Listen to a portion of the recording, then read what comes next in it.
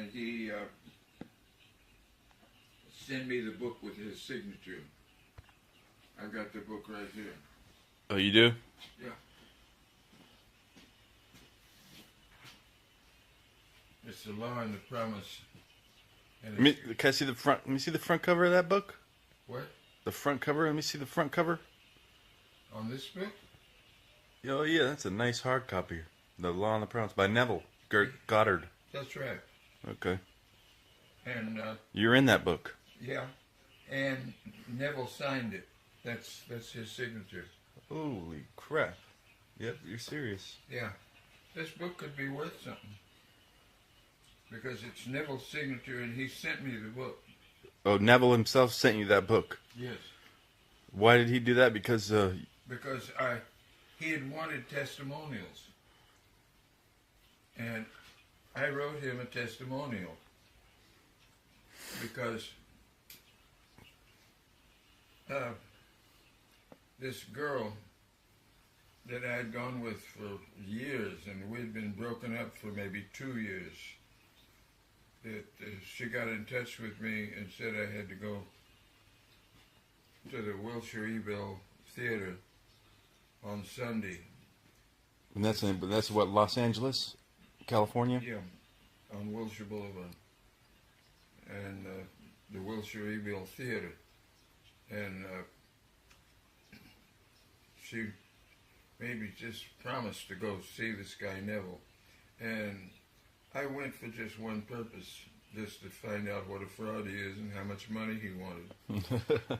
And when he came on stage, he says, we want to get one thing perfectly clear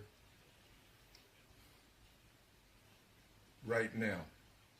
He says, the plate will not be passed today. If you want to give money today, you're not allowed. And you are never to give me any money. If I ever ask you for money, get away from me, because I'm just a fraud like everybody else that wants your money. If somebody that wants to teach you how to be healthy, wealthy, and wise, and needs your money, is a fraud. He doesn't know how to be healthy, wealthy, and wise. He says, I do. He says, I don't want your money, and I never will want your money. And I'm thinking, how is this guy going to get around this? He's got to be some kind of fraud, because everybody had always been a fraud. But he was not a fraud. He wasn't. No, he gave us something to do. He says, I'm going to give you something to do to prove that I am wrong. Mm-hmm. He says, I'm going to teach you right now how to climb a ladder. And what you must do to prove that I'm wrong is do what I'm telling you to do. And if it doesn't work out, I'm a fraud. I don't want your money. He says, but this is the way you climb a ladder. He says, first of all, right now, picture a ladder in front of you. Picture it. You can do it. Close your eyes. Mm-hmm. Picture it. Take your imaginary left hand. Reach out and take hold of the side of the ladder with your imaginary left hand. Okay. Now with your imaginary right hand, reach out and take the other side of the ladder. Now with your imaginary left foot, lift it up and put it on the first rung. Now push yourself up and start climbing the ladder. When you get to the top of the ladder, climb back down. Climb back up, climb back down. Now, what you have to do, and you must do this, or nothing I'm teaching you will work. You must put inside your wallet, where when you open your wallet, you have to read it. You say, I will not climb a ladder. I will not climb a ladder. You've got to write it on the mirror where you shave in the morning. You've got to write it. I will not climb a ladder. You've got to, and he says, now you must do all this, or nothing I'm teaching you will ever mean anything to you, and it'll be no good. You must do this. You must mean in your heart that you will not climb a ladder. You mean it, and you write it down. I will not climb a ladder, but you put it down. I won't climb a ladder everywhere, so that you know night and day that you will not climb a ladder. And for 3 nights, I want you to climb a ladder to sleep. When you go to bed to sleep, take an odd position in bed, one you don't ordinarily sleep in. If you ordinarily sleep on your right side, sleep on your left. If you don't sleep any other way, sleep on your back. If you don't go to sleep that way, some way then you've got to climb the ladder while you're in an odd position in bed, not just going off to sleep. You have to climb the ladder until you sleep for 3 nights. And when you wake up in the morning, you've got to write it. Make sure it's something you see every day. I will not climb a ladder. But you're going to climb a ladder in your sleep for 3 nights. I did all that. And all the other things he says, you've got to do this. Otherwise, what I'm teaching you is not. He says... Neville Goddard says, okay. Yeah, he says, next Sunday, I'm going to have another meeting, just like this one, in the back of this building.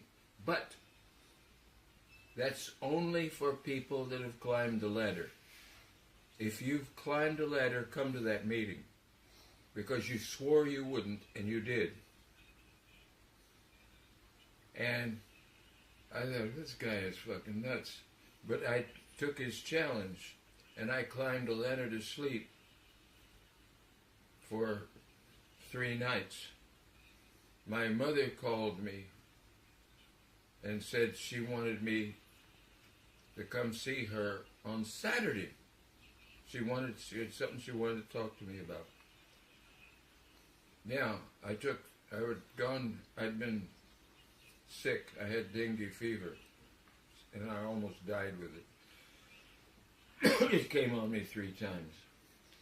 And so I didn't have any money or a car or anything. And my mother wanted to see me, so I took a bus to Santa Monica. And I get off the bus, and I'm walking to the house. Mm-hmm. My father's on top of the roof. And he said to me, son, would you hand me that bucket of paint?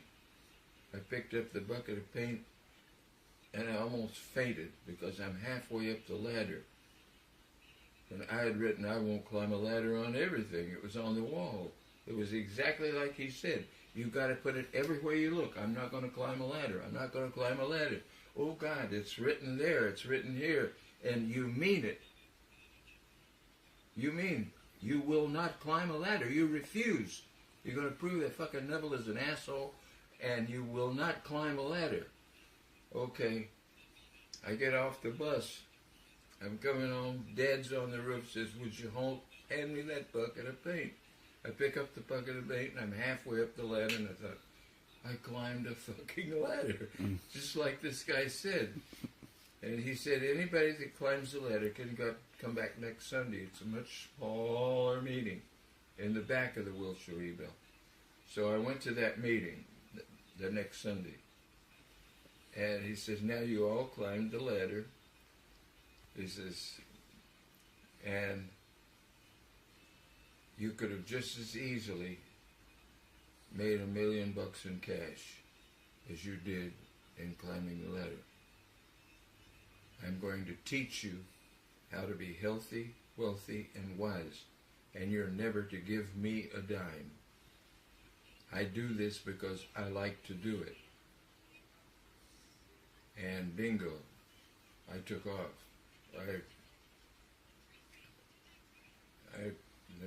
From that day forward, $25,000 was like $250,000 now. Mm-hmm. And in the next couple months, I made $25,000 just doing the exercise like he said.